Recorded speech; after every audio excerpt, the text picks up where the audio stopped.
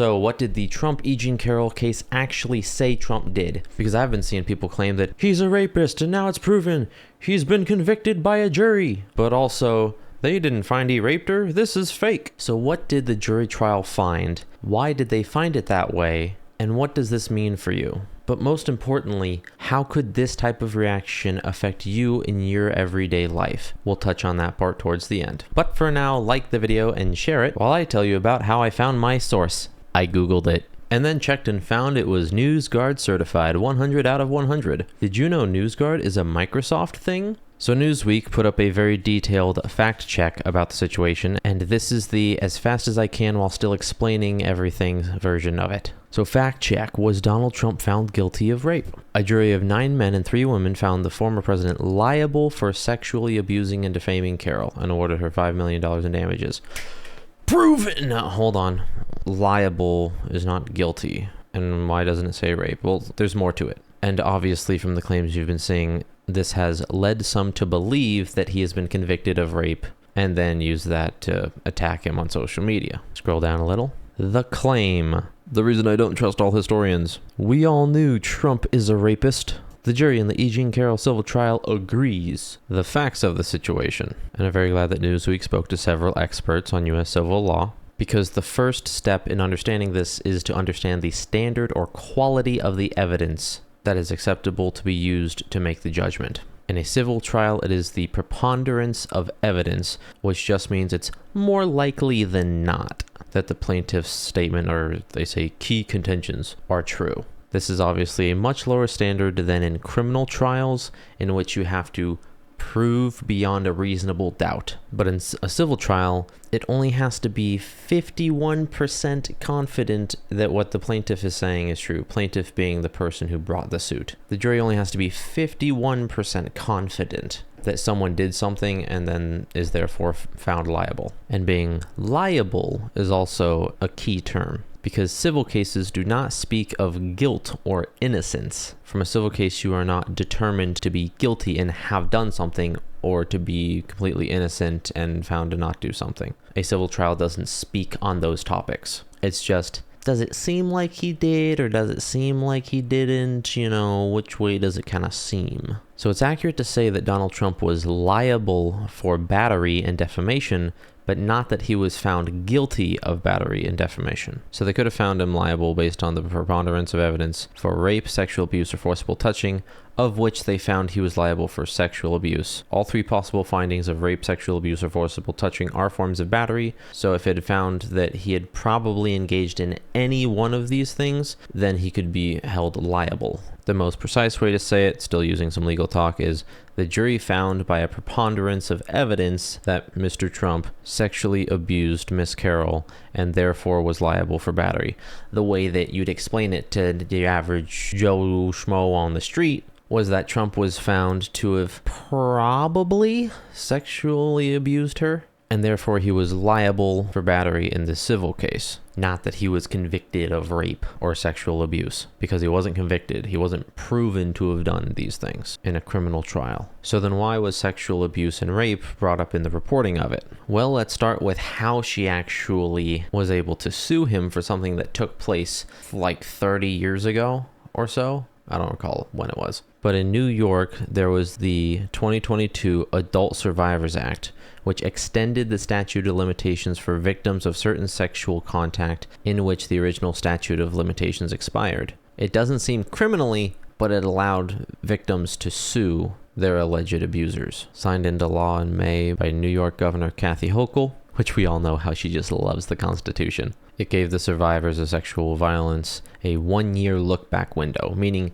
in this 1-year period, you could sue anyone that had done that stuff in any way, no matter how long ago it was. It could be 5, 10, 20, 50, 70 years ago, and you could sue them now. And I double-checked, just completely regardless of the statute of limitations, the victim could sue in a civil case. And Carroll indicated early she would use the new law. Under the law, covered sexual offenses, as defined by the law, included rape. However, the civil claim was for battery, not rape or sexual abuse.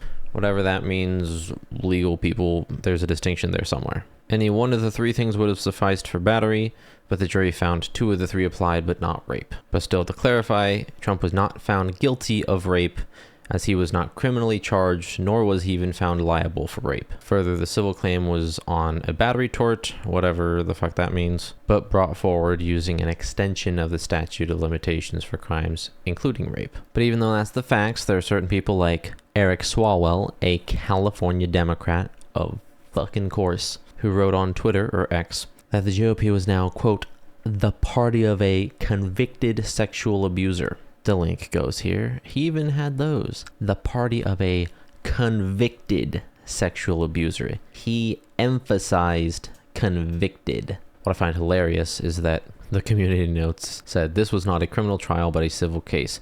He was not convicted of sexual abuse. He was found liable for battery and defamation in a civil lawsuit. Immediately get fucking wrecked.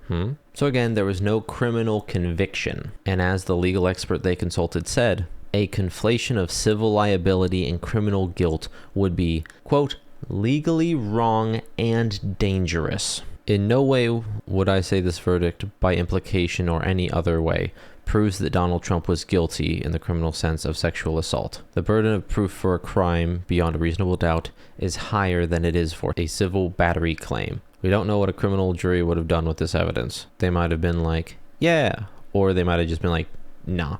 There's not enough evidence to say that he did in fact do it. We just don't know. So no, I would never extrapolate from the civil verdict of liability to say anything about what Donald Trump's criminal guilt might have been. He was not proven to have done anything. And now we get down to the ruling. Because if you remember, all this was in the claim, he's a rapist. And all that was the facts. And now we're down to the ruling, which is false. Trump was found by a jury liable for battery, a civil tort, based on the preponderance of evidence, meaning he was at least 51% likely to have done, specifically that he sexually abused her, but not that he raped her. But to kind of go over again, one more time, the evidential standards would be higher if this was a criminal conviction or the proving that he had done it. He has not been proven to have done anything. He has just been found that it was more likely than not that he did something. And I'm probably thinking, yeah, well, still he's likely to have done it, so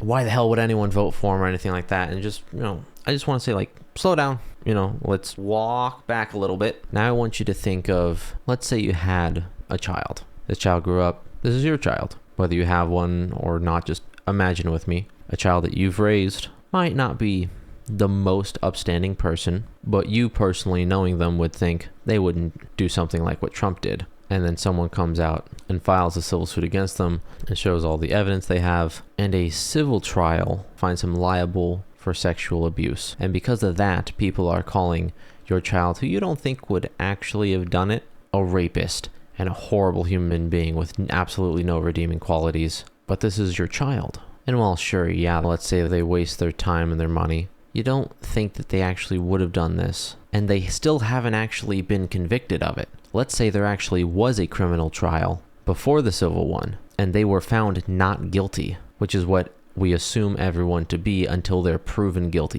Innocent until proven guilty. That concept. Imagine if your child was not guilty in a criminal trial, but then someone brought a civil trial and was found liable, which is much lower standard to be found liable. And because of the outcome of the civil trial, they were regarded as a rapist. When firstly, the civil trial didn't even find them liable of rape. But secondly, there was no conviction in a criminal trial. It was not proven that they had done it. And the knowledge about that is out there. Like if you just look it up, anyone can find that they were not proven to have done it. And they are by default innocent until proven guilty. How would you feel about those people that call your flesh and blood a rapist when they weren't convicted of it, and on top of that, they weren't even found liable of it in the civil suit? I'm just saying that's kind of the reason why it's so hard to communicate if you're on the right and the left, because people often just try and make their claim, and that's it. It's, this is what happened. No, this is what happened. From their own perspective, not looking at what had actually happened, what are the implications of what happened, and why it is our system is set up the way it is. We have innocent until proven guilty for a reason. Is there abuse of power in our system? Absolutely. but the system, the way it is set up that way for a reason. So, you know, maybe next time you do a little bit more research or pay a little bit closer attention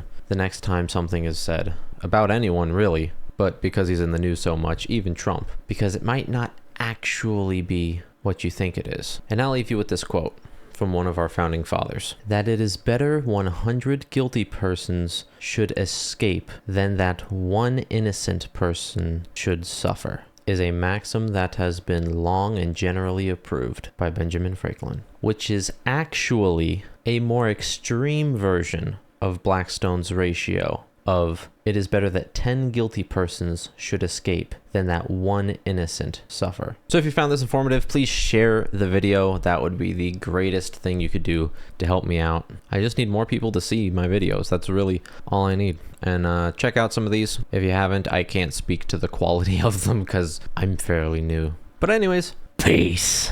I almost learned that the hard way.